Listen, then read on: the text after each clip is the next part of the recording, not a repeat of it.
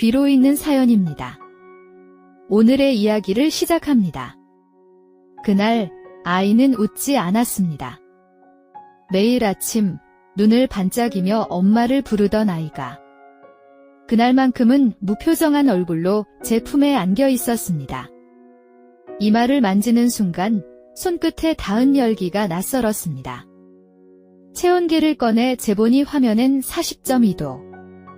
숫자를 보는 순간 머릿속이 하얘지고 손끝이 떨렸습니다.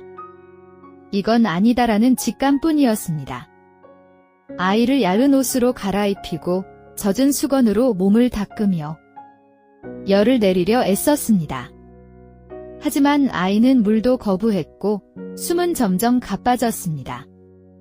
작은 입술은 바짝 말라 있었고 얼굴은 붉게 달아올라 있었습니다. 너무 두려웠습니다.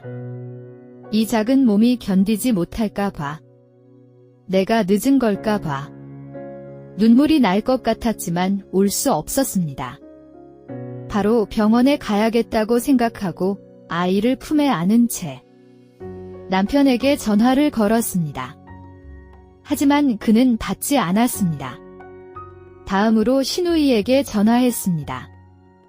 언니, 아이가 지금 열이 40도가 넘어요. 혼자 데리고 병원 가기 너무 힘든데 잠깐만 도와줄 수 있어요? 잠시 정적이 흐르고 들려온 말은 미안, 그건 내 애잖아. 나는 그런 거 못해. 그 말은 제 마음을 찢었습니다. 틀린 말은 아니지만 그 선을 그렇게까지 긋는 목소리가 어찌나 차갑던지. 전화를 끊은 뒤 아이를 다시 꼭 안았습니다. 그래도 남편은 다를 거라 생각하며 다시 전화를 걸었습니다. 다행히 이번엔 받았습니다. 여보, 아이가 너무 아파. 열이 40도 넘는데 나 혼자 병원 가기 힘들어. 같이 좀 가줄 수 있어? 그의 말은 차분했습니다. 그 정도면 집에서 좀 시켜보지. 굳이 병원까지는? 너무 오버하지 마. 그 순간 제 귀를 의심했습니다.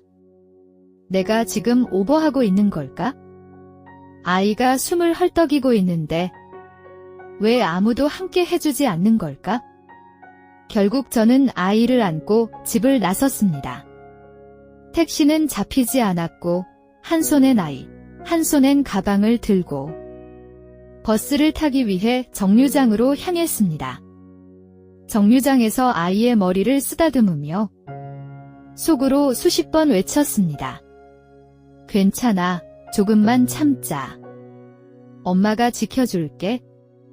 버스 안, 아이는 제 품에 축 늘어져 있었고 작은 손으로 제 옷자락을 꽉 쥐고 있었습니다. 그 작은 손이 떨리는 걸 느낄 때마다 제 눈에도 눈물이 맺혔습니다. 병원에 도착해 응급실로 들어서자 의사는 긴급히 링거를 준비했습니다. 아이의 작은 팔에 바늘이 꽂히는 순간 입술을 꽉 깨물며 울음을 삼켰습니다.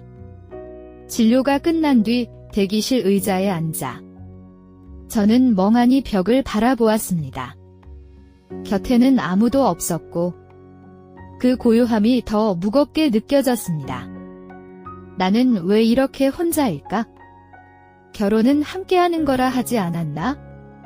그날 밤 아이는 진정되었고 잠시나마 깊게 잠들었습니다.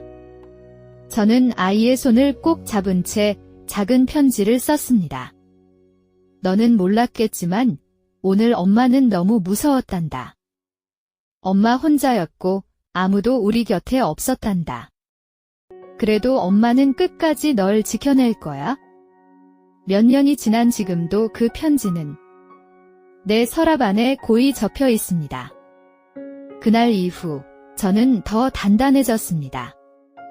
이젠 누구의 도움 없이도 아이 앞에서 무너지지 않기로 다짐했습니다. 지금 이 글을 읽는 누군가가 그때의 제 마음과 같다면 한마디만 드리고 싶습니다.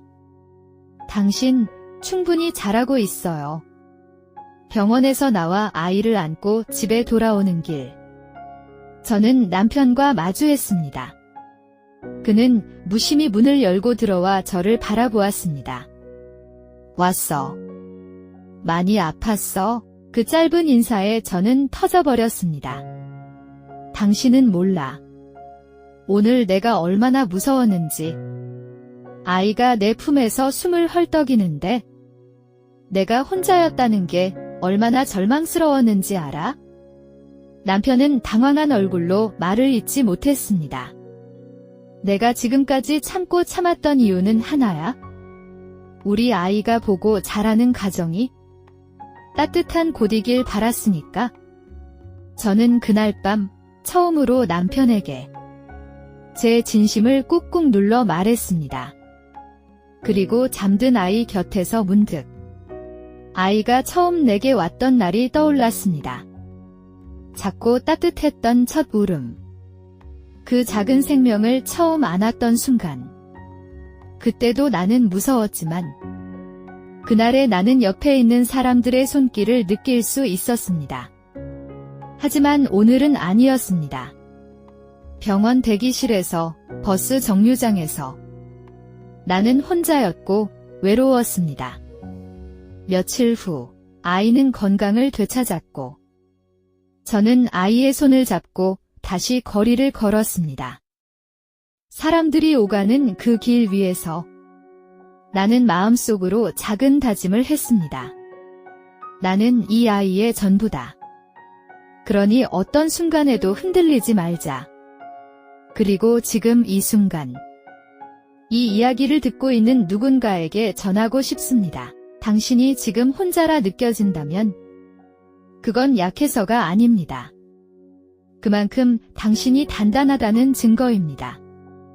그날의 나는 울었지만 오늘의 나는 웃습니다. 그리고 내일의 나는 더 단단해질 것입니다. 병원 대기실에서 아이가 링거를 맞고 누워있는 동안 저는 창밖을 바라보며 생각에 잠겼습니다. 한때는 남편과 손을 맞잡고 이 아이의 이름을 고르며 웃던 기억이 떠올랐습니다. 그땐 모든 게 설레고 함께라면 어떤 어려움도 이겨낼 수 있을 거라 믿었습니다. 하지만 지금 그 믿음이 무너지는 소리를 들은 듯 했습니다. 밤늦게 병원에서 나오며 아이를 안고 조심스레 걸었습니다. 택시는 오지 않았고 고요한 거리를 묵묵히 걸었습니다. 그 길 위에서 또 한 번 다짐했습니다. 나는 이 아이의 길이 되어주자. 비가 와도 바람이 불어도 늘 곁에 있는 사람이 되어주자. 그날 이후 저는 변하기로 했습니다. 남편에게도 이야기했습니다. 나는 오늘 아이를 안고 병원에 갔다 왔어. 너무 무서웠어. 그리고 너무 외로웠어. 남편은 아무 말도 하지 못했습니다. 그 침묵이 오히려 대답처럼 느껴졌습니다. 그리고 저는 더는 기대하지 않기로 했습니다. 기대하지 않음으로써 상처받지 않기로 다짐했습니다. 하지만 아이만큼은 언제나 저를 믿을 수 있게 하자고 생각했습니다. 그리고 어느 날 아이가 말했습니다. 엄마, 나 오늘 아프지 않아. 그 한마디에 저는 미소 지었습니다. 그때 느꼈습니다. 아이는 우리가 주는 사랑을 그대로 느끼며 자란다는 것을. 내가 오늘 하루를 버티면 이 아이는 더 밝게 웃을 수 있다는 거려.